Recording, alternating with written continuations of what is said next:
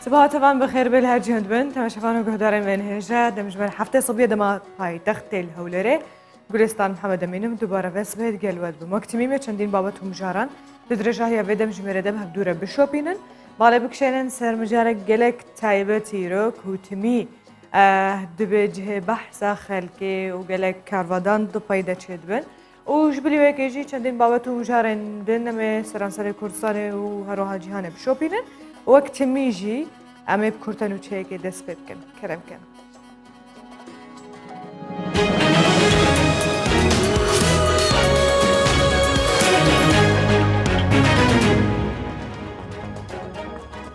سرک بارزانی گل وزیر دروه ایران جویا گرکواتی را گهاندن و دیتنجی هروها سرک بارزانی ده پیگه تایبت خواده لتویتر انویساندیا کو گوتو بجک دولمند لگل محمد جواد ظریف وزیر دروه ایران انجام ده دجوین دجیر و سیاسی هرما کردستان و هروا عراق و نافچه گوتو بیش کرن.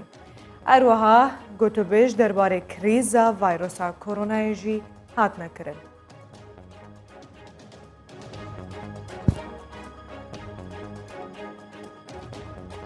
سروک حکومت هرما کردستان الگل وزیر دروه کمار اسلامی ایران جویا مسرور بارزانی سروک حکومت هرما کردستان لگل محمد جواد ظریف وزیر دروه کمار اسلامی ایران جویا و دویج بیندجی گفتگو درباره پرپیدان و پیشخستنات کلین دنوار هرم کردستان و کمار اسلامی ایران کرن بتابتیجی درباره وگهاسنا بازرگانی اروها تکزیجی لسرگرنگی هواهنگی هر دو آلیان جبور بروبونا ویروس کرونا هاتا کرن ده تورک دنده یا بجوینه روشا عراقی و نافچه هاتا گوتو بش کرن هر دو آلیان جی نرینن خواه لسر چرا سر کرنا پروبلیمن دنوار هرما کردستان و حکومت فدرالی لسر بنماها دستوری دانستاندن لسر کرن هاوجی کود برجواندی همو اولاتین عراقی دبا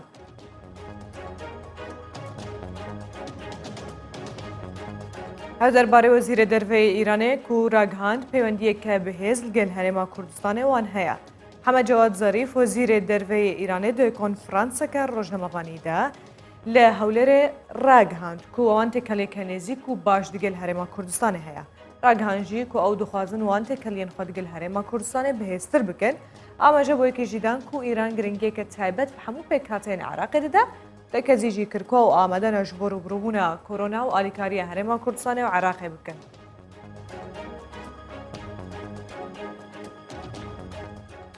جالی خواه جیره و برای خواه سر هجمارک بریار نوش بو چارا سر کرنا که شو هروها کریزانان درخست. رو برایتی خواه سر هجمارک بریار نوش بو چارا سر کرنا به کریزه درخست کو دی چند هیون در باسویدان کو دو هیون در باسویدان لروجاوای کردستان بردام کرد. دیگه که جوان بریاران دهاتیه کویناونده که داواش کردن و بلاف کردنان به سر گرکن روجاوای کردستان ده درست بکن ده ماندم دجی سه نان دین نو لباشار حسک درست بن. ده دو هیون در باسویده کریزا کیمیانان لروجاوای کردستان درست ببو اولاتی یعنی گلکی بزحمتی نان بدست خود خستن. هر وهانر خینان جی به آستکی برچاو بلند ببو گهرام ببو هر وها هفلاتی جی دلگرام بون جوره وینانی او این کن هاد بازارن روجاوای کردستان ده هیا جبر کو بکوالیتی که گلکی میاگنم تی آماده کرن و چه کرن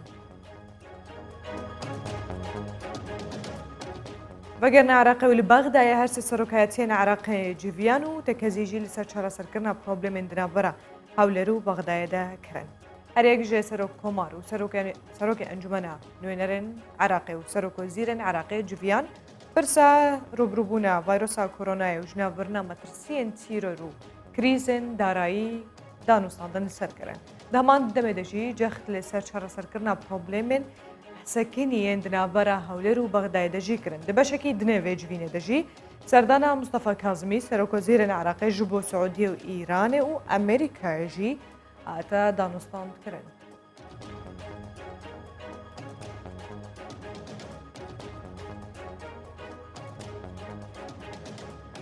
کورتان و چایم اب سر هفدو دهات آن هاجی متر کلی ناو مجارو بابتین روش باش بده.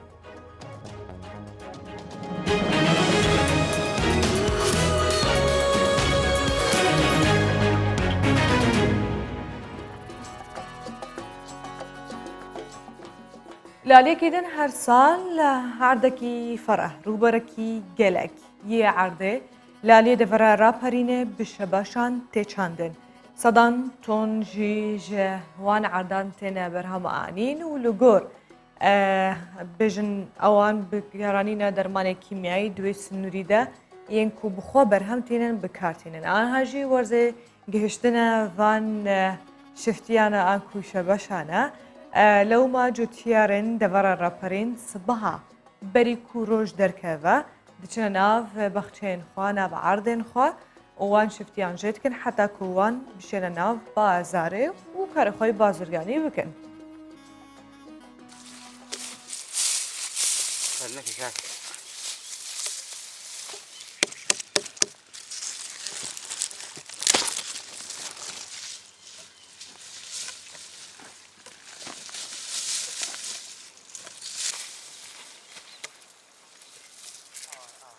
ئێستا زەوی شوتیە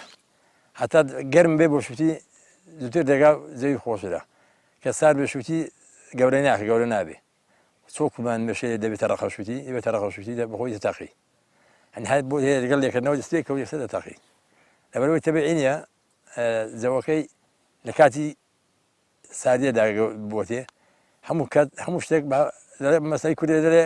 خوێ بەخوێ خۆ بمانە هەموو شتێک کاتی خۆی هەیە ئێستا کاتی شوتیە ئەنی دەبێت شوتی ئێساکەیەکە لە کوڵەکەی دابێ ئێستا باشە بەری کردبێت شوتیەوە دەی پێ باشە بەلکە لەمە دوای بیسێنن دەکە دەبەر پاییزی ینی نەزعات نانی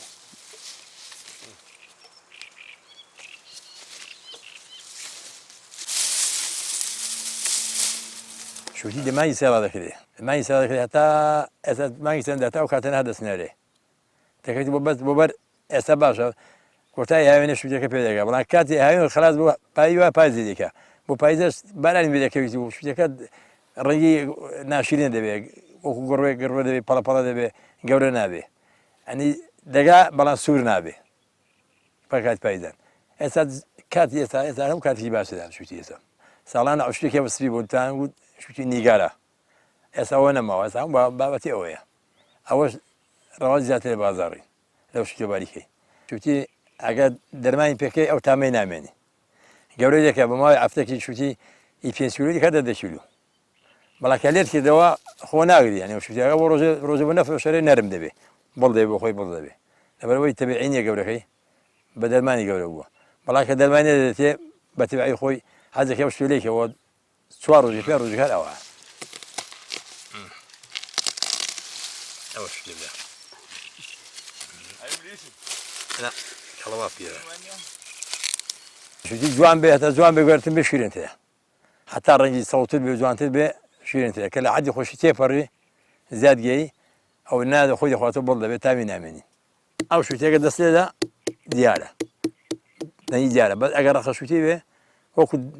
مسی لە ئاسنەکەی دێوە شوێکەکەی گەی ئەوەی سپی دەبێ ئەو سەوزایی تۆغ نامێنی ئەگە ئەوە سپی بۆ خەڵخەتەی ئەو بەنێ سپی بوون ئەوە زیاد گەوێ کەم نەگەیوە حەب بۆ خۆشێک دەست کرد یەکسەر لێ بێتەوە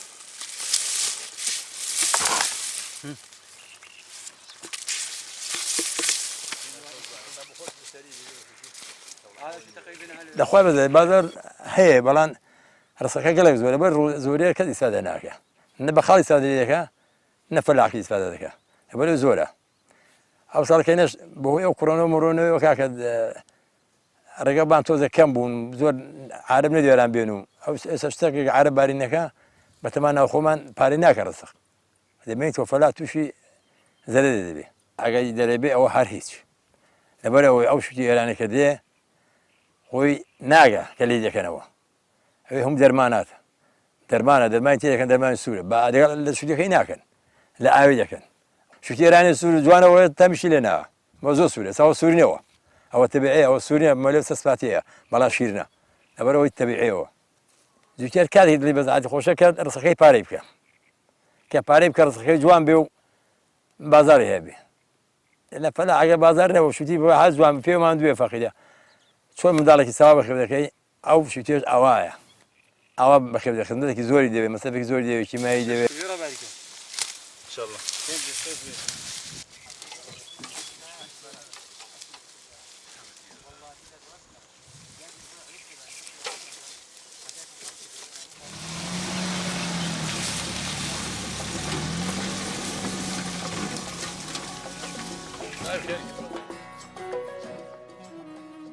ئەم بن سەرم ژارە کومگوتی هەر ساڵ گەلێک کارڤدان دپەیدەتێن و گەلێک ئاخافتن خەلکێژی لەسەر هەنا کۆمنتێن وان هەن پرسێن وان هەنا ئێمەژی وەکمە پرسێمە هەنا دەربارە فێ بابەتێ ئەوژی لە گۆر ئامارێن کو یەکێتیە زلامên کوردستانê بەڵافکریە ئی ساڵ پرترین سکالا لە باژارê سلێمانiyê jaliyê zilaman ve dij bi hevserên xwevan ku hevjînên xwe ve hatiye tomarkirin. Ev wêkê derdixa ku dundubîjiya dijî zilaman berawird bi salên derbasbûyî bilind bûye li Herêma Kurdistanê.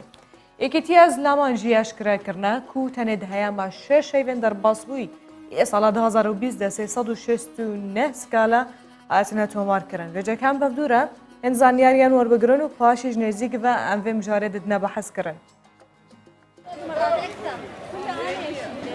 توندوتیژی بەرامبەر پیاوان ڕووی لە زیادبوونە. ساڵی ڕابردوو 545 جۆری سکالا و توندوتیژی تۆمار کراوە لەگەڵ 83 حاڵەتی خۆکوشتنی پیاوان. 5 حاڵەتی کوشتنی پیاوانیش لەلایەن ژنەکانیانەوە بە هاوکاری کەسوکار یان کەسانی ترەوە بووە. بەڵام تەنها لە 6 مانگی یەکەمی ئەمساڵ 369 سکالا تۆمار کراوە لەگەڵ 39 حاڵەتی خۆکوشتن و 4 حاڵەتی کوشتنی پیاوان لایەن هاوسەرەکانیانەوە. زۆرترین سکاڵاکانیش لە پارێزگای سلێمانی بووە. ئەمەش بەراورد بە 6 مانگی یەکەمی ساڵی ڕابردوو زۆر زیاترە. 396 جۆری سکالا و توندوتیژی لەسەر جەملە قوناوچەکانمان تۆمار کراوە لە هەرێمی کوردستان زائید پارێزگای کەرکووک. بەداخەوە 39 حاڵەتی خۆکشتنی پیاوان تۆمار کراوە کە ئامارێکی ترسناکە لە چاو ساڵانی ڕابردووە. 4 حاڵەتی کوشتنی پیاوان لەلایەن ژنانەوە بە هاوکاری کەسانی تر تۆمار کراوە. زۆرترین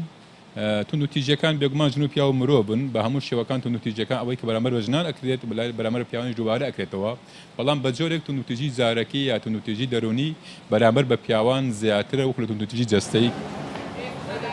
لیژنەی بەدواداچوون و تۆمارکردنی کەیسەکان لە یەکێتی پیاوانی کوردستان ئاماژە بۆەوە دەکات. زۆربەی حاڵەتەکان لای لیژنەکە تۆمار ناکرێن ئەگەر نا حاڵەتەکان زۆر زیاترن. توێژەرانیش هۆکاری هەڵکشانی ڕێژەکە بۆ هەبوونی کەسی سێم لە کێشەکان دەگەڕێننەوە. لەم توندوتیژەیەک لە هۆکارەکانیەوەیە کە وەکو تۆڵەکردنەوەیەک بەکاردێ بەرامبەر بە پیاوان لەلایەن ژنانەوە و بەشەکەی هۆکارەکەی تریەوەیە کە بۆ بەرگریکردنە لە خۆ یا دیفاعکردنە لە خۆ ئەمانە دەوترێن لەسەر ئەم جۆرە لە توندوتیژیە. بەڵام ئێمە دەبێت ئەوە بزانین کە هەموو جۆرەکانی توندوتیژی لە ناو کۆمەڵگەیمەدا بەڕاستی مەترسیدارەوە بیریشمان نەچێت ئەو توندوتیژیانی کە بەرامبەر بە پیاوانەکرێت لە هەناوەم و ئامارانەی لە ناو دادگاکانە هەن ژنان نین ڕاستە و خۆ بەڵکو تەرەفی سێمی تایە کە ڕەنگە کەسوکارەکەی بێ یا خەڵکی تر بێ. ئامارەکان ساڵانە زیاد دەکەن. جۆری توندوتیژەکانیش بریتین لە خیانەتی هاوسەری و توندوتیژی جەستەیی و دەرکردنی پیاوی بەتەمەن لە ماڵ و دەستوەردانی کەسوکاری ئافرەت و فشاری دەرونی سێکسی و دەست بە سەراگرتن و بێبەشکردنی بینینی باوک لە مناڵەکانیەوە. ئارام بەختیار کوردستان 24 سلێمانی. Vêcemê nêrîna xelkê werbigirin derbarê vê mijarê timî her wek ku min gotî tenê dê torên civakî de lêbelê nava civakê bixwe de jî civaka rastaqîne ne civaka torên civakî behsayekê wê têkirin çima û nêrînên wa çi ne hin ciwanan dibêjin ku ji wer got vê dema derbasbûyî de zilam zêde di malê deman lewma tundûtîjî li dijî zilaman zêde bûye hin dibêjin ji ber ku zilam di malê deman tundûtîjî li dijî xaniman zêde bûye. Ev nêrîna xelkê di nava bajarê Silêmaniyê û çend nêrînên din jî divê Vox Popê de em ê guhdarî bikin kerem bikin. ئەم بەردۆخە ڕوتیژیانی گۆڕێەوە توندوتیژی خێزانی زیاد بۆ ببوونی ئەوەی پیاوەکان زیاتر لە ماڵەوەن کاتێکیان نەماوە بۆ کاتێکیان نییە بۆ دێرەوە و لە دەرەوە تەرخانی بکەن لەبەر ئەوە گەشەی ناو خێزان زیاد بوو تەلاق و جابوونەوە زیادی کردووە. بێگومان هەردوو لایەنەکەی هەیە لەبەرەوەی کە پیاو لە ماڵەوە ئەبێت بێزارە لەبەرەوەی پیاو فێر نییە لە ماڵەوە بێت لەوە جا هەنەجار بیان و بگرێ شتێکی بەدڵ نەبێ هەر بیان و ئەگرێ شەڕ دروستە بێ بەس ئەوەش لە کەسێکە بۆ کەسێکی تر جیاوازە. هەنێک کات ئەیبینم کە پەیوەندیەکی پتە لە ناو خێزانەکانە و هەنێک کاتیش بە پێچوانەوە چکە گەر تێبینی و کرد بێت ئەم ماوەیە جواببوونەوەیەکی زۆر ڕوویاوە لە هەمان کاتیشە هەنێک خێزان ئەبینی کە پێشتر کاتیان بۆ یەکتر نەبووە ئێستا بە خۆشحاڵیەوە کاتەکانیان لەگەڵ یەکتر بەڕێەکەن لەم دۆخەیە لەبەرەوەی کە خێزانەکان زۆربیان لە ماڵەوەن لەبەر ئەوە ئەو هۆکارە بۆتە هۆی تونندوتیشی لە نێوان خێزانەکاندا بۆ بۆنەوە کە پیاوان زیاتر لە ئیش بوون و لە ماڵەوە نەبوون ئێستا بەرکەوتنی زیاتر هەیە لە نێوانیانە لەبەر ئەوە تونندوتیشی زیاتر بوو بەڕێنی عیلەکان خۆیانە تونندوتیژی تێکەوێتی نەکەوێ ئەتایسەوە من چەندێکشە خۆمان لە ماڵۆین و عیلەمانەیە و هەموو خوشکودایکمان تایزە کەس کێشەمان نەبووە. بەجەمێ سەرێ مژارێ دوو میهوانان وەربگرن یەک جوانەژی بێگومان ji bajarê Slêmaniyê dibe ji ber ku vamarên ku hatine belavkirin ê taybet bi tundûtîjiya dijî zileman li bajarê Slêmaniyê bû li gor yek ciwan rexneyên ku tê kirin li bajarên dinên Kurdistanê ji ber çi vamar nayîne belavkirin tevî ku amarên taybet bi xaniman afretan her wiha malbatê têne belavkirin çêl hewlerê bê çilalê dihokê bê digel her du mihvanên xwe birêz Burhan Elî sekreterê یەکێتیە زلامان لە باژارێ سلێمانیە لە ستۆدیۆن ما و دیگەل مەبێ کو دیارە هەروە هەلالێکی دنجی برێز فەرمان محەممەد ڕێبەبەرێ بەرانگاربوونە تونندوتیژیان دژین ئافرەتە و هەروەها خێزانی لێ هەولێرێ وێ دیگەل مەبێ بەیانی باش بەیانیتان باش ماوەستە بورهان جێت لێمە بەیانی باش ئێوە بیسەرانتان باش گەلێک سپاس ئەو ڕێستان باش زۆر سپاسبانی بینەرانتان باش زۆر سپاس چونکو میوانەکەمان لە سلێمانیە با یەکەم پرسیار لەوێ دەست پێ بکەین مامۆستا بورهان هۆکەوەی کە هەندێک ئامار بڵاو بووە سەبارەت بە تونندوتیژی دژی پیاوان ئەگەر بکرێ پێناسای ئەو تونندوتیژیە بکەین لە دژی پیاوان لێدانە هەرەشەیە زەختە چییە پیاوان زیاتر گلەی لە چی دەکەن؟ ژن و پیا و مرۆڤن بێگومان ئاکرێت ئەوەی کە بەرامبەر بە ژنان ئەنجام بدرێت بەدیوەکەی تریشە بەرامبەر بە پیاوان ئەنجام بدرێت بێگومان بەڵام بەهۆی بەرپرسێتی زۆرەکەی لە ئەستۆی پیاوە لە خێزانە بەپێی یاسای باری کەسێتی پیا و بەرپرسە لە دابینکردنی سەرجەم پێداویستە خێزانیەکان کاتێک کۆمەڵگا بە قەیرانەکانە تێپەڕێت چی قەیرانی دیاریایی بێت چی قەیرانی سیاسی بێ داواکردی پێداویستی خێزان لەسەر باوەک لەسەر پیا و زیە ئەکات و کاتێکش پیا و ناتوانێت پێداویستەکانی دابینکاوکو پێویست بەهۆی ناوشیارەی تاکەکانی خێزانەوە سەرەکەی بەداخەوە بێتە هۆی بەریەکەوتن و تونندوتیژی و جیابوونەوە لە خێزانە. باشە چی وای کرد کە ئێوە دەستگایەک یانیش سندیکایەک دروست بکەن هەرشی یەکێتیەک بێتن بە ناوی تونندوتیژی دژی پیاوان یان یەکێتی پیاوان چی وای کرد؟ بەراورد بە ساڵانی ڕابردووە گوتیان ئەم ساڵ زۆر زیادی کردووە ئایا تەنها هۆکارە سەرکیەکەی تونندوتیژی بوو یان شتێکی تریش بە دوایدا هەیە؟ بێگومان پیا و نیوەی کۆمەڵگا لەسەر دەستی پیا و بەهێزی پیا و بەتوانای پیاوە ڕوا بەڕێوە پیاویش مرۆڤە تۆ ناکرێ ڕێگا بە یا شەرعێت بدەیت کە ڕێگەز دیمەینا سەدان ڕێکخراوی ئافرەتان و ژنانیان هەبێ بەڵام ڕێکخراوێکە دامەزرێ بۆ وشیارکردنەوەی پیا و بۆ پێگاندنی پیا و بۆ داوکردنە مافەکانی پیا و بڵێ چی هۆکارێکە زەرورەتێک هەیە بۆ دامەزراندنی ڕێکخراوێک کە بەناوی یەکێتی پیاوانی کوردستان ئایا بۆ وشیارکردنەوەی پیاوان لەگەڵ گۆڕانکاریەکان و بەرەو پێشچوونەکان یا بۆ داکۆکردن لە مافەکانی بێت چونکە پیاویش مرۆڤە لە خێزانە بەرپرسێتێکی زۆر لە ئەستۆیەتی زۆرجار لەوانەیە ڕوبەڕووی تونندوتیژی و سوکاتی پێکردن بێتەوە ئەمە ڕەوایەتەکەی یا زەرورەتەکە بۆ دامەزراندنی ڕێکخراوەکە بۆ زیابوونی ئامارەکانی سکاڵا و تونندوتیژی دژی پیاوان بێگومان سێرەکەی لەگەڵ هاتنی قەیرانەکان لەگەڵ بێکاری لەگەڵ بەڕاستی جۆرێک لە جۆرەکان کە زیادبوونی پێداویستەکانی خێزان ئەمانە هەموو هۆکارن بۆ ئەوەی کە بێتەوەی زیادبوونی تونندوتیژەکان بەرامبەر بە پیاوان سکاڵاکانمان ئێوە لای ئێوە ئامارەکە تۆزێ بەغەڵت ئەڕوا خۆی 396 جۆری سکاڵا هەیە نەک 369 بۆی بەرچاوڕوونیە کە بێ سکاڵا و تونندوتیژەکان بە شێوەیەک زیایی نەکردووە بەڵێ ئەوەی کە زیایی کردو بەداخۆ ئاماری خۆکشتنی پیاوانێک ئەم ساڵ زۆر زیایی کردووە کە پێویستەکە ئێمە ئاماژەی پێ بکەین و هەوڵ بدەین کە ترسناکەم ئامارە لە هەرێمی کوردستانە لە چاو ساڵانی ڕابردووە. باشە گەلێک باشە بەردەوام بکەن سەرێ مژارێت لەبەلێ هەمان تشت لە هەولێرێژی علیە ڕێڤەبەرەیە بەرەنگاربوونە تونندوتیژیە دژی ئافرەتان هەروەها خێزانی لە هەولێر هەردووکی دەگرێ ئی تایبەت بە یەکێتی پیاوان نییە لە هەولێر ئاماری بڵاو بکاتم بۆیە ناچارین ئی خێزانی وەرگین هۆکارەکەی چییە؟ ئەم بەڕێوەبەراتیە کە لە سەرەتاوە لە ساڵی 2007 دروست بوو تایبەت بوو بە بەرەنگاربوونەوەی تونوتیژی دژی ئافرەتان بەڵام لە کۆتاییەکانی ساڵی 2010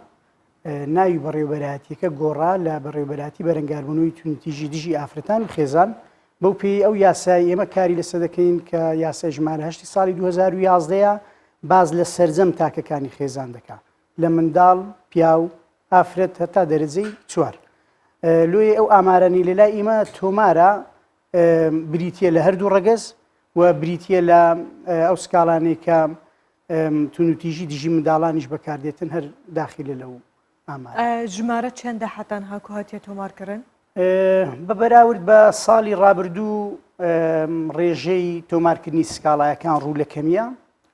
بە تایبەتی لە مانگەکانی 3 و 4 و 5 کە بە ماوەی کەرنتینە ناسرایە لە شاری هەولێر ڕێژەی تۆمارکردنی سکاڵایەکان بۆ لە 165 دابەزی کەواتە 135 کەمترە لە مانگەکانی 1 و 2 هەروە مانگی 6 ئێستا بەروە زیاد بوونە.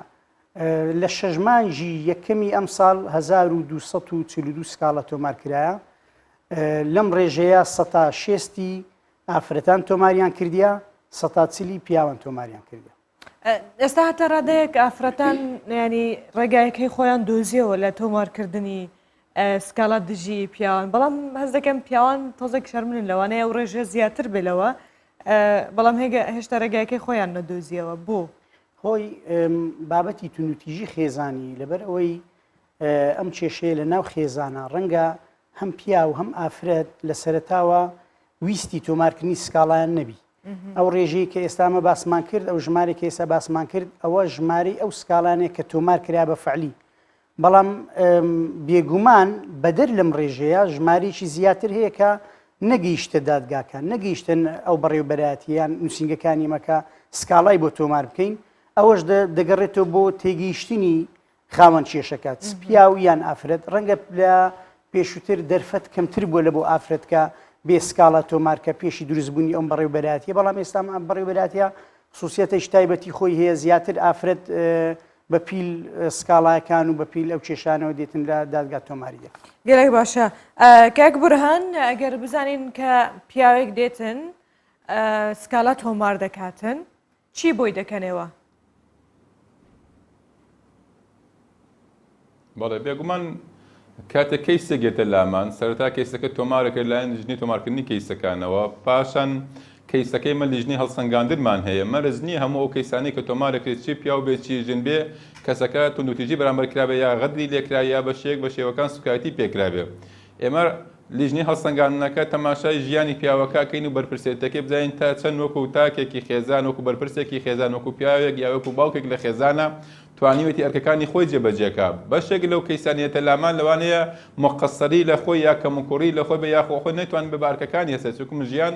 بریتە لە ئەرک و ماف تۆ سەرەتا بێ ئەرکەکان جێبەجێکەی دوای داوای مافەکان دەکەی بۆ یەک لیژنی هەڵسەنگاندنەکە کە کاتێک هەڵی ئەسەنگێنێ ئەگەر بەڕاستی تونوتیژی بەرامبەر کرابوو بە شێوەیەک شەوەکان مافی خورابوو و مافی پێشێل کرابوو ئێمە سەرەتا لەسەر تەڵەبی کەسەکە هەوڵی ڕێخستنەوەیان ئەدەنەوە پەیوەندی ئەەکەین بە خێزانەکەی و بۆ کەسی پشت خێزانەکەیەوە بەڵام ئەگەر زانیمان مقەسەری لە خۆیەتی ئێمە لیژنێتەوە ئێمان هەیە 15 ڕۆژ کۆمەڵی ڕێنمایی کۆمەڵی ئامۆژگاری ئەەکەین بچێت لە خێزانەکە جێبەجێکە ئەگەر هەر تونوتیجەکە بەرامبەر بەردەوام بوو مانای وایە تونوتیجی بەرامبەر ئەکرێت بەڵام بەشێک لەو کەیسانەی کە نردوومانەتەوە سێلەوانەیە کە مکوڕەکە لە خۆی ببێت و وە کێشەکە کۆتایی هاتبێت پاش لیژنی هەڵسەنگاندنەکە ئەگەر ئەو کەیسانی کە هەوڵدەین چکم ئێمە ئامانجمان هەڵنەوەشانەوەی خێزانە سەرەتا هەوڵدەین کە پێکیان بینەوە و ڕێکیان خێنەوە چکم قوربانی یەکەم لە خێزانە مناڵە ئەو کەیسانەشی کە چونەتە دادگا لیژنی بەدواداچوون بە دوواداچوونمان هەیە بە متابعەیەکەی بزانین تا چەند ڕەچاوی مافی کەسەکەی تی ئاکرێ و تا چەند وەکو مرۆڤ تەعامل لەگەڵ ژن و پیاوەکەی ئاکرێ ئەمە شێوەی کەیسەکانە لای ئێمە. باشە کاک بورهان کە دەڵێن یەکێتی پیاوان لە 2010ەوە نییە لەکەیەوە دامەزراوە؟ ئێمە لە ساڵی 2007 تا خۆمان ڕاگەاندووە لە ساڵی 2010 بە ڕستمی لە سلێمانی بارەگامان کردوێتەوە لە مانگی 2009 لە وەزارەتی ناوخۆی حکوومەت یاریمی کوردستان مۆڵەتی ڕسمیمان هەیە و لەسەر جەم شار و ناوچەکانی لەسەر جەم شارەکانە لەق و ناوچەمان هەیە ئێمە لە هەولێر دکتۆر ئەژیمان هەیە بەرپرسی لقی هەولێرە بەڵام بەهۆی قەیرانی داراییە و ئێستا بارەگاکەمان داخراوە زۆر باشە دارایی کە بەرۆکی پرسیارەکەم ئەوە بوو بەرۆکی بەڵێ ئێوە ینی هەتا بڵێن ڕادەیەک یەکێتێکی تازان کەواتە ئەو ڕێژەی توندوتیژیە کە ئێستا بەرامبەر بە پیاوان هەیە لەناو ئەم نەوە تازایە ینی مەبەستم تەمەنیان گەنجن پیرن چەند هەتا چەند دەڕوە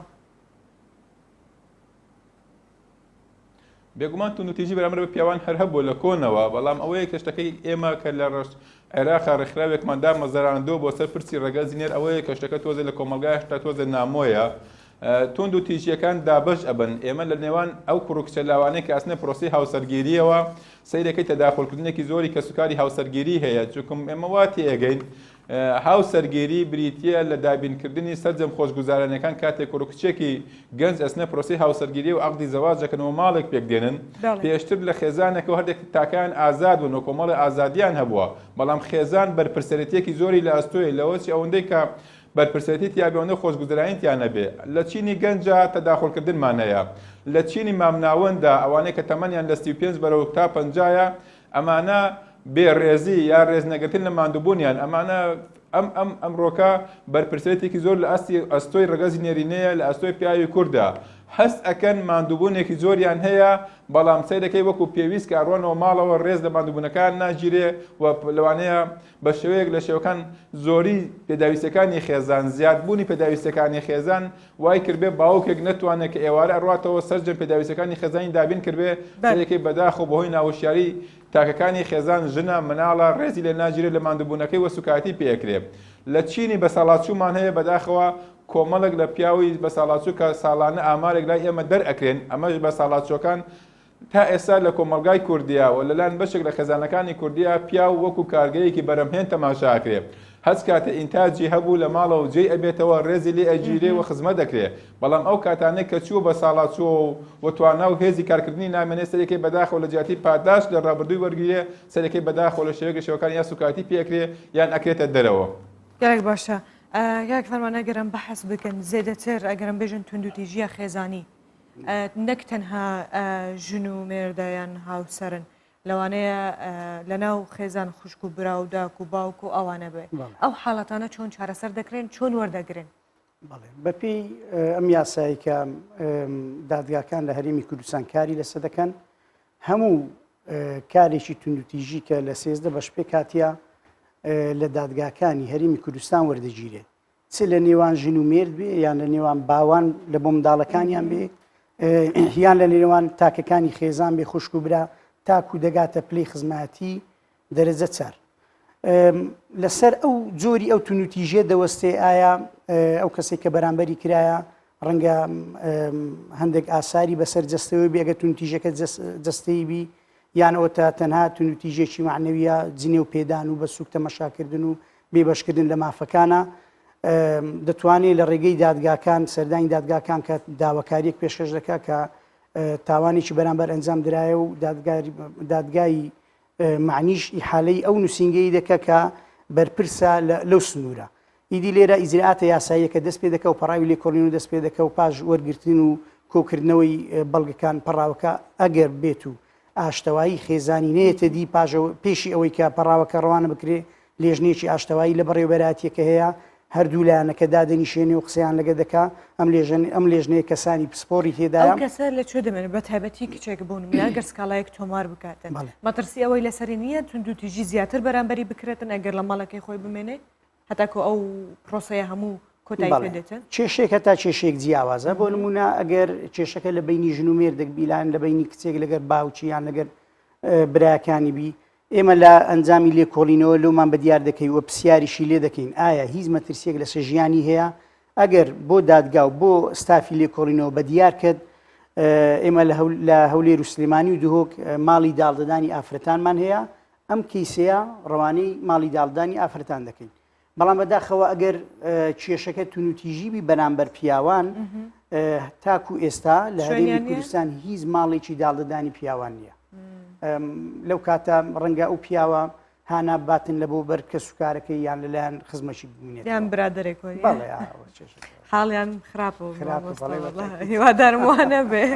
بەڵام ئەگەر بڕۆ مەلای کاک بورهانی شەو قسەیە پێ بڵم کاک بورهانە هەمیشە داتەکانی تایبەت بە پیاوان سەرنجی خەڵک ڕادەکەشێ بۆچی؟ بەداخەوە تاکو ئێستا لەم کۆمەلگا ئیسلامیانە لەم کۆمەلگا شەرقیانە بە کۆمەلگایەکی پیاوسەلارەش بهێندرێ بۆیە شەرمە ینی بەداخەوە لەوەی کە هەر لە مەناڵیەوە ئەم غەدرە لە پیاوەکرێ ئەبێ کوڕی ئازا ئەوەیە کە خۆی بتوانێت کێشەکانی چارەسەر بکاو و بەسەر کێشەکانی مسەیتر بێ زۆرجار چارەسەرکردنی کێشەکان بێتە هۆی سەرهەڵدانی تونوتیژی کە ئەم پەروەردە سەقەتە لە سەرەتا و لە دایکەوە بۆ کوڕەکەی ئەگوازرێتەوە بۆیە دوایە بێتە هۆی تونوتیژی بۆ خێزانەکەی و بۆ خوشکەکانی بۆیە پەروەردە کۆمەڵایەتەکە وای کردووە پیاو نابێ باز لە کێشەکانی خۆی بکە و نابێ بەتابەتی کێشە خێزانەکانی بەرێتە دەرەوەی خێزان و ئەبێ دایم مسەیتەر بێ و بە شێوەکان کە ئەو پیاوە ساڵارەیە کە لە دڵی دایکایە ئەبێ دایم لای پیاوی پێگەشتوو هەبێ بۆیە ئەمە وای کردووە کە بە شەرمێکەوە باز لە کێشە خێزانەکان بکرێ و تاکو ئێستا ئێمە بەهۆی سەرقاڵبوونمان بە مەسەلەن تەواهیەتەکەەوە و بە مەسەلە سیاسەکە و ئەزمونونەکەی ئێمە لەوە ئەزمونێکی تازە بێ بۆیە تاوکو ئێستا کللتوری کۆمەلگا ئاستی ڕۆشنبیری کۆمەلگا نەگەشتەوە ئاستەی کە پیاویش شەرم نەبێ باز لە کێشەکانی کات چۆکەم بۆچی خواردنەوەی پنگ خواردنەوەی کێشەکان لە ناو ناخە ئەبێتە هۆی سەرهەڵدانی توندوتیژی و کوشتن بەداخەوە بۆ ئێمە بێ هەوڵ بدەن ئەم کللتورە بگۆڕین شەرم نەبێ ئەو پیاوی کە کێشەی هەیە لەگەڵ خێزانەکەیە لەگەڵ مناڵەکانیە باز بکرێ و دەستی بگرێ و هاوکاری بکرێ بۆ ئەوەی سەر هەڵنەدا بۆ توندوتیژی بۆ ڕەتدانەوەی بەرامبەر کەسی بەرامبەری هۆکاری قوبولکردنی توندوتیژی چییە؟ ینی ئەو کەسێک کە دێ سکاڵە تۆمار دەکات لەسەر کەسێکی تر یەکێک لەو لایەنە لەوانەیە کێشەی دەرونی هەبێ ئەوە چارەسەر دەکرێت لای ئێوە یان نا؟ بێگوان ئەمانە هەموو لایەنی تایبەت مندار یعنی ئەمە نییە ئەمە ڕێکخراو یا دەستبەرەوەتی توندوتیژیەکان تۆ لایەنی وەرگری کێشەکەی لایەنی جێبەجێکەری کێشەکەی ئێمە هەوڵ دەدەین لەسەر ئاستی کەیسەکە هەیە کێشەی مادی هەیە ئەوە تۆ هەوڵ دەدەی چۆن بتوانین دەستی بگریت لە مادیەکە هاوکاریکەی هەیە کێشەی تەندروستی هەیە ئەوەی نێری بۆ لایەنی پزیشکی هەیە کێشەی دەرونی هەیە بێگومان ئێمە بە تایبەتی لە سلێمانی لەگەڵ نەخۆشخانەی دەرونی و لەگەڵ کۆمەڵی دکتۆری بەڕێزە هاوکارێکی باشمانەکردن ئانێرین بۆ لای ئەوان عیلاجیان ئەدرێتەوە و دەستیان ئەگیرێ ئەمە بە تایبەتی لە ناو لاوانە هەیە ئەو گەنجانەی کە تازە پێگەشتون لەوەسی خاوەنی خێزان نەبن بەڵام سەرەکەی پەنا بنە بەر خۆکوشتن تووشی فشارێکی دەرونیە تووشی بوعدێکی دەرونیە تووشی نەخۆشیێکی دەرونی بوون بۆیە ئەمانە بێتەوە هەوڵ بدەیت کە لە ڕێگای تیمە تەندروستی دەرونیەکان و یا نەخۆشخانە دەرونیەکانەوە هاوکاریمان کراوە و خەڵکمان ناردوو و چارەسەری دراوەتێ و ڕێنمایەکانی جێبەجێ کردو سوپاس بۆخوا تێی پەڕاندوو ئەو خۆناغا. باشە کاک فەرمان خێزانێکیان و ئافرەتێک ئەگەر سکاڵای تۆمار کرد پاشەوەی کە هەموو شتێک لە دادگا لە بەرژەوەندی ئەودا بوو چی پێشکەشی دەکەن چۆن یارمەتی دەدەن بۆ ئەوەی بتوانێت ژیانی خۆی ئاوادان بکاتن؟ بەڵێ ئەو بەشەی کە ئێمە کاری لەسەر دەکەین کاری لێکۆڵینەوەیە لە تاوانەکە پاژۆی کە بەڵگەکان کۆ دەکرێتەوە پەراوەکەی ڕەوانی دادگا دەکرێت بەپی یاسای بەرەنگاربوونەوەی توندوتیژی دادگای کەتن بڕیار دەدا لەسەر ئەو تۆمەتە هەندێک جار ڕەنگە ئەو کەسێک کە توندوتیژیەکەی کردیا حکوم بدرێتن یانیش ئەوە تا غەرامەیەک بکرێتن لە هەر بەپی ئەو تاوانێک کە غەرامەکە بۆ چێ دەڕوە؟ طبعا لە بۆ حکومەت دەگەڕێتەوە. کەواتە ئەوە لایەکەی بەرامبەر هیچ سوودێکی لێ وەرنەگرتلەوە لایەنەکەی بەرامبەر بەڵێ سوودێکی معنەوی وەردەگری لەبەر ئەوەی هەز دەکە بە مافەکەی خۆی گەیشتیە و هەروەها ئەگەر کارەکە لەو قاعیدەیە ڕابۆسی تەشەنەنەکە خێزانەکە دەتوان پاشتر دەست بە ژیانێکی نوێ بکەنەوە بەڵام ڕەنگە بەشێک لەو کێشانە ئەگەر بێت و ئەو بگاتە ئەو مەرحەلەیە بەڕاستی بەداخەوە هەڵدەوەشێنەوە. هەڵۆشانەوەی خێزانەکانیش تەسیریەکی خراپی دەبی لەسەر داهاتووی ئەو کۆمەلگایە بە شێوەیەکی گشتی زیادبوونی ڕێژەی توندوتیژیەکان لە بینی ژن و پیا و چ ڕەگەزێک ئەنجامی بدا تەسیریەکی مباشری لە بۆ پێکەوە ژیان و لێک تێگەیشتنی خێزانەکان هەیە. ئەوەی کە کاک بڕان باز دەکات توندوتیژی دژی پیاوان یان دژی ئافرەتان ئەگەر بێت و ئەو پیاوە خۆی بکوژی لەبەر هەر هۆکارێک ئەگەر بەلایەنێکی دی تەمەشا بکەی دیسان هەر چەند ئافرەتێک تێدا زەرمەندن بۆ نمونە داچێک ڕۆڵەکەی لە چیز دەچێت یان ئافرەتێک بێ پیاو دەمێنێتەوە ئەرچی بە خێوکردنی منداڵ و ئەرچی ئەو ژیانە قورسی دەکەوتە سەرشانی لێ بڕاستی تونوتیژی پێم وایە لە ناو خێزان ڕەگەزی پیاوبی یان ئافرەت ئەنجایم بدا لێکەوتەی زۆر خراپی لێ دەکەوێتەوە ئێمە پێویستە سەنگەر لە نەگرین مەسەلەن بەڕێوبەراتی بەرەنگاربوون تونوتیژی دیژی ئافرەتان لەگەر ڕێکخراوی داکۆچکردن لە مافی پیاوان هەردووکمان یان بە هەموو لایەک هەوڵ بدەین ئاشتەوایی کۆمەڵایەتی ئاشتەوایی نێوان خێزانەکان بهێنین. زۆر باشە چۆن چالاکیتان هەیە لە ناو کۆمەڵگا لە ناو خەڵک لە چەند دەرێ دەیکەن بەوەی بگەن بە هەموو چینەکانی کۆمەڵگا؟ بەڵێ ئێمە لە بەپی ئەو یاسایی کە لە بەردەستا ئەرکێشی خستە سەرشانی ئەو بەڕێوەبەراتی ئەویش تەوعیەکردن و شارکردنەوەی کۆمەلگایە بەگشتی بەڕاستی ئەم ساڵ لەبەر کۆڕۆنا هەندێک بەرنمەکانمان بە پسری نەمانتوانی وەکو پێویست جێبەجێ بکەین بەڵام لە کاتەکانی ئاسایی زیاتر لە زانکۆ و پەیمانگاکان لەو شوێنانی کە لە کەمپەکان لەو شوێنانی کە خەڵکی تێدا کۆ دەبێتەوە ئێمە بە بەردەوام سمینار و خولی وشیارکردنەوەمان هەیە هەروەها لەگەر وەزارەتی پەروەردە لیکمان هەیە بەڵێ لە ڕێگەی قوتابخانەکان یان لە ڕێگەی توێژەرانی کۆمەڵایەتی دیسان پەیامی ئەم بەڕێوەبەراتیە دەگەینین جگە لەمەش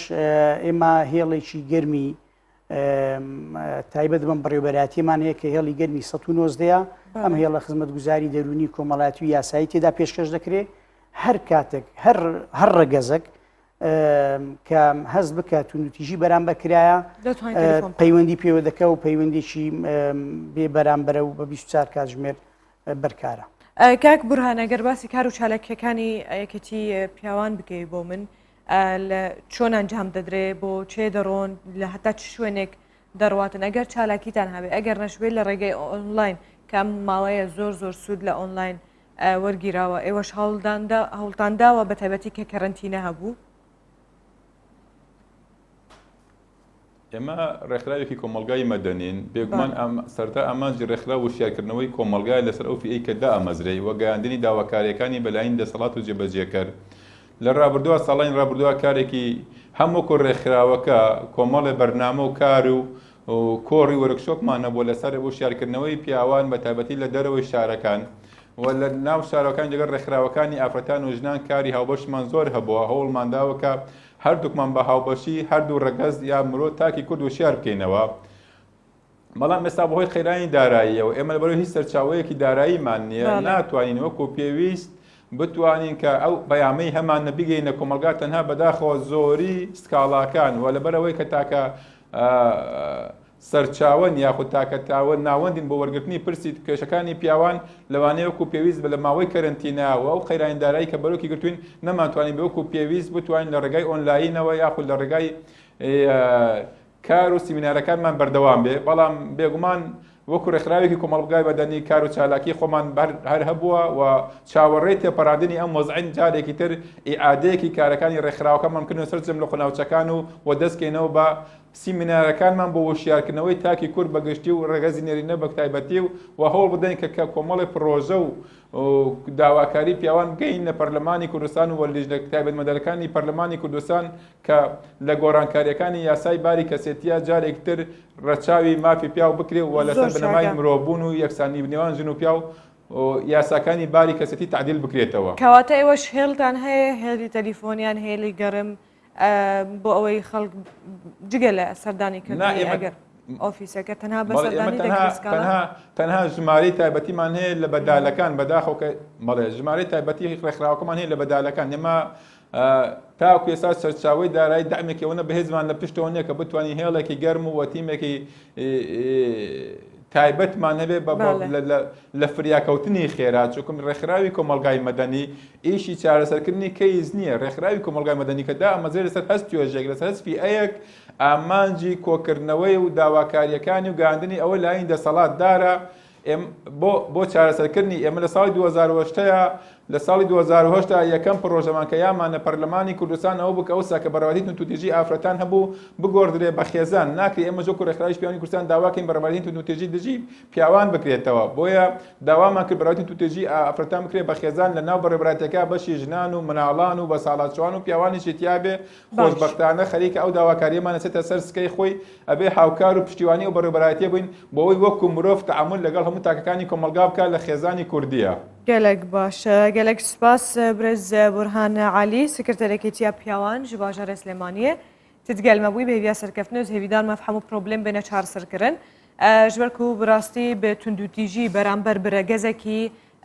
civak ne civakeke temam û tendrûst e lêbelê eger hemû bi hevdûre bi yek destî hewl bidin ku van keşeyan çareser bikin ew tundûtîjiya beramber bi afretan jî kêm bibe wek caran nemîne em ê civakeke gelek tendrûst wê me hebe bêje herwiha birêz Ferman Mihemed re biberê berengarbûna tundûtîjiyên dijî afret û xêzan li Hewlêrê jî spas ji bo amedebûna te dubare ez hêvî dikim ku ev rêjet kêmbûnê debin hoşyariya wê yekê li cem xelkê çê bibe ku tundûtîjî ne çare ye lêbelê rêyeke xirab e hilbijartineke xirab e ji bo têkdana civakê û malbatê gelek spas ji bo amedebûna we herdukan. gelek spas vêce em bên behsa hêla peyamnêrên xwe bikin nûşegehanên xwe li bajar û bajarokên Kurdistanê vê cerê evkara min Mahir Şingalî ji bajarê Duhokê digel min dibe Mahir roj baş ha herre Hewlêr em herre cem Newres gelek baş e Mahir jî amade ye Mahir here avekê vexwe dinya germ e lê min berê xwe bine Hewlêrê cem hevkarê xwe Newres Newres rewş çawa ye ez bînim til ser cadeya şoreşî ez bawer dikim bajarê Hewlêrê çend rojên germ ser ve derbas bin lê ji bilîweyekê jî mijarên germ hene keremke ji me re behs bike. Gulistan beyanît baş beyanî binêranî Kurdistan 24 baş arasê carê li Mahîrgera wê fêmke Hewlêr germ e carê min wergirin sebaret bew demê bi amarî tîjwanî vayrosî korona dest pê bikin ئەوەی کە دوێنێ ڕاگەیەندرا دوێنێ چەند حاڵەتێک ینی ڕاگەیەندران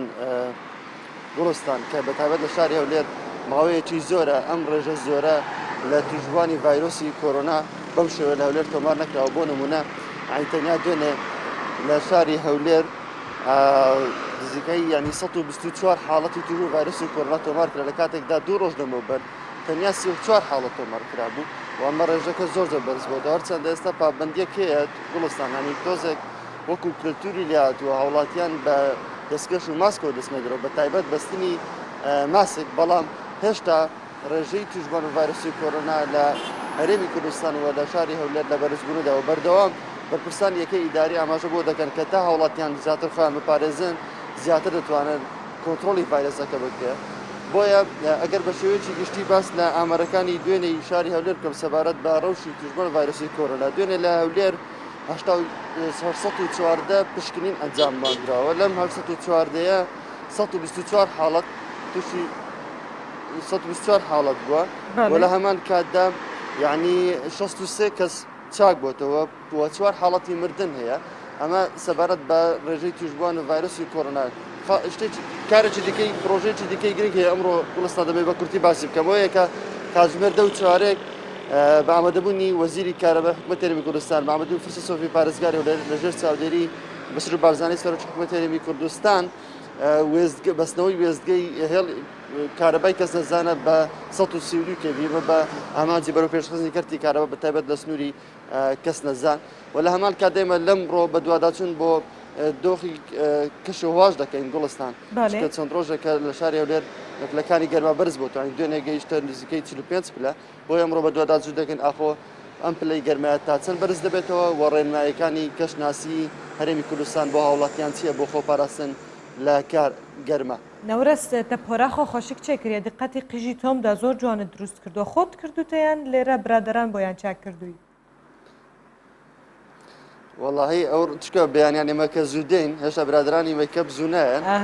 کاگامانج و کاگ محەممەد ئەوانە درەنگتە دێن وەڵام خۆم بڕێکم خستووە جا نازانم جوانەیە جوان زۆر چاکە لەوانێ لەوان دیارە جوانە مادەمە دەڵێ دیارە جوان دەست خۆش نەورەس دەبیە سەرکەفتنێ و هەروەها نوچێن دڵخۆشکەر وەک ئاوازگا کارەبێ سەرخەرێ بێ بێگومان و خەڵک خۆشیێژێ ببینن سپاس ji بۆ te bêviya rojeka xweş lalîkî din hevkarê min Mahir Şingalî ji bajarê dihokê digelme bê Mahir diyare te jî te pora xwe xweşik çêkiriye wala her duktan zor başin diyare lew buware de te dibe çi Gulistan spede baş bêguman dema ku keçik û ew mirov bîn vê xwe speyîka xwe nazîk درست elwa vê xêwanê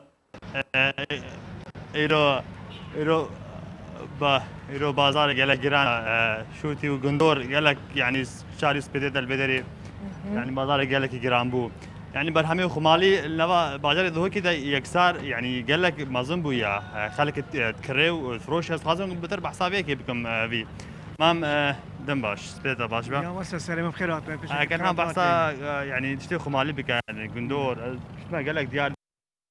dika yani qelebalek mezin bû بله وقتی وقتی دامت مایی خمالیا لحی واشش شتی دست بکردن رخی آکلی سیری تیا شمای وارد حتی هی وحفت اوه شتی تدن شخان کردن پیشابی تدن خرابی میتدن شتی بیعردی بگاوه همی خمالیا گندو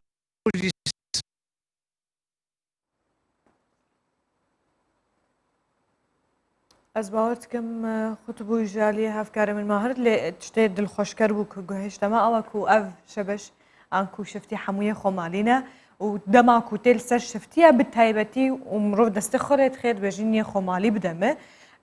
vêce eger mêzenin gaveke din Mahir dîsa xeta wî vegere hej be ku li elwê bû ez bawer dikim elwê jî biçekî li derê xet zeîfe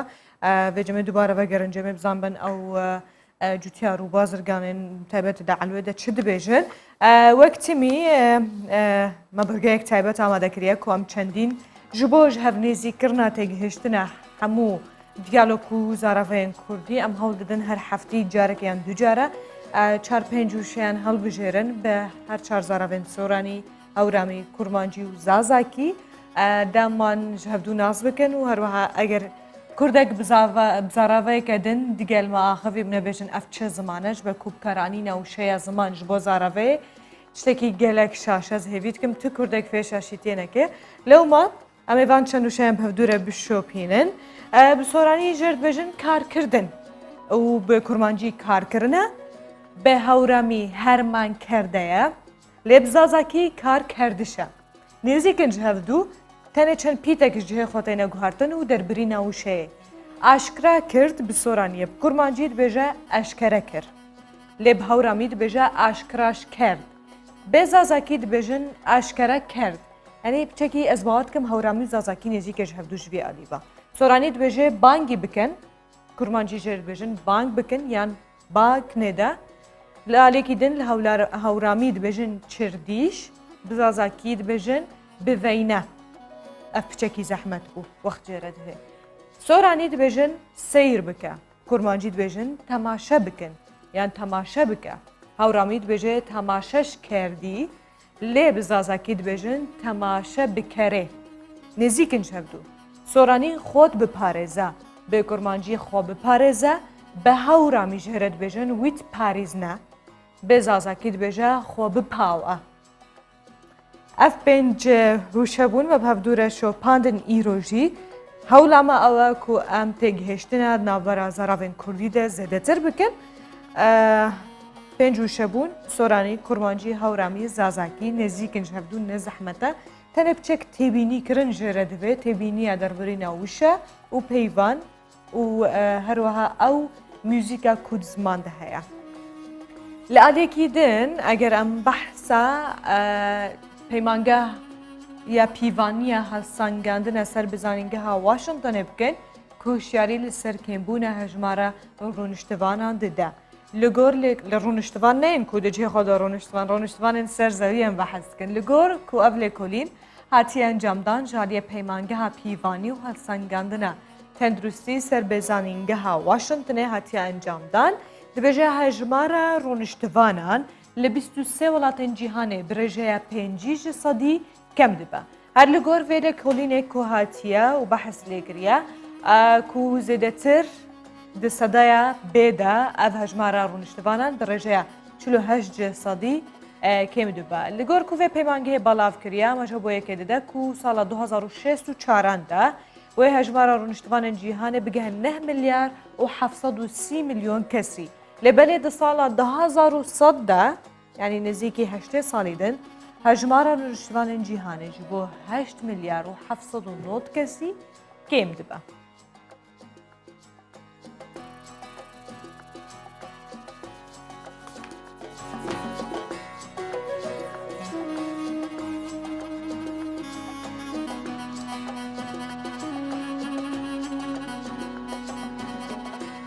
وقتی مبدأوی هاتم نما کردن و گرن علی هفکار خمار شنگالی لیز باور دکم دو بولتن نوچین کردستان 24 و دیگه لو باش بو دانینا داوی زانیاریان و هروها پراویجی خوشگ ببینن و کوگوتی دماکو او خارق دخن بتایبتیش با کوبینرن که جیهانت خازن بالوان بکشنن